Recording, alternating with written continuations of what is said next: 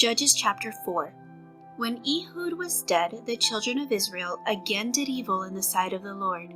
So the Lord sold them into the hand of Jabin king of Canaan, who reigned in Hazor. The commander of his army was Sisera, who dwelt in Harosheth Hagoyim.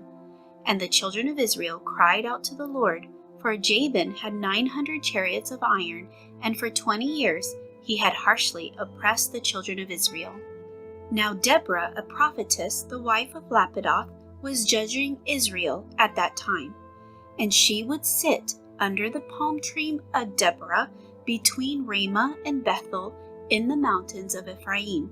And the children of Israel came up to her for judgment. Then she sent and called for Barak the son of Abinoam from Kadesh in Naphtali, and said to him, Has not the Lord God of Israel commanded, Go and deploy troops at Mount Tabor, take with you 10,000 men of the sons of Naphtali and of the sons of Zebulun. And against you I will deploy Sisera, the commander of Jabin's army, with his chariots and his multitude at the river Kishon, and I will deliver him into your hand. And Barak said to her, If you will go with me, then I will go, but if you will not go with me, I will not go.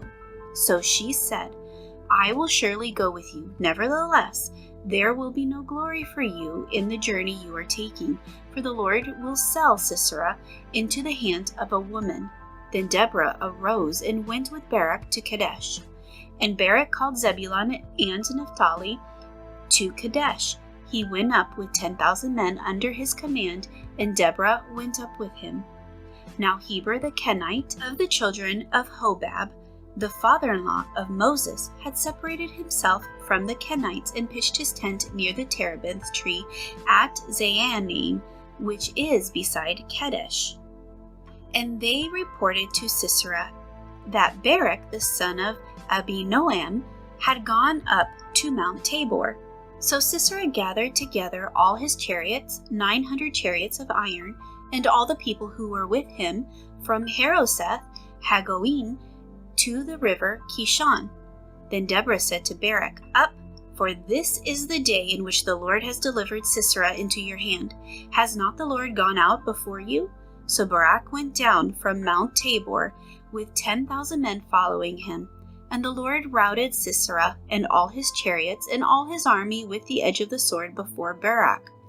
And Sisera alighted from his chariot and fled on foot.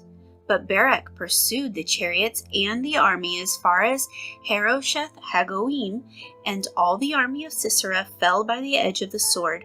Not a man was left. However, Sisera had fled away on foot to the tent of Jael, the wife of Heber the Kenite, for there was peace between Jabin king of Hazor and the house of Heber the Kenite. And Jael went out to meet Sisera, and said to him, Turn aside, my lord. Turn aside to me, do not fear. And when he had turned aside with her into the tent, she covered him with a blanket. Then he said to her, Please give me a little water to drink, for I am thirsty. So she opened a jug of milk, gave him a drink, and covered him. And he said to her, Stand at the door of the tent, and if any man comes and inquires of you, and says, Is there any man here? You shall say, No. Then Jael, Heber's wife, took a tent peg and took a hammer in her hand, and went softly to him, and drove the peg into his temple, and it went down into the ground, for he was fast asleep and weary. So he died. And then, as Barak pursued Sisera, Jael came out to meet him and said to him, Come, I will show you the man whom you seek. And when he went into her tent, there lay Sisera, dead with a peg in his temple. So on that day, God subdued Jabin king of Canaan in the presence of the children of Israel. And the hand of the children of Israel grew stronger and stronger against Jabin king of Canaan, until they had destroyed Jabin king of Canaan.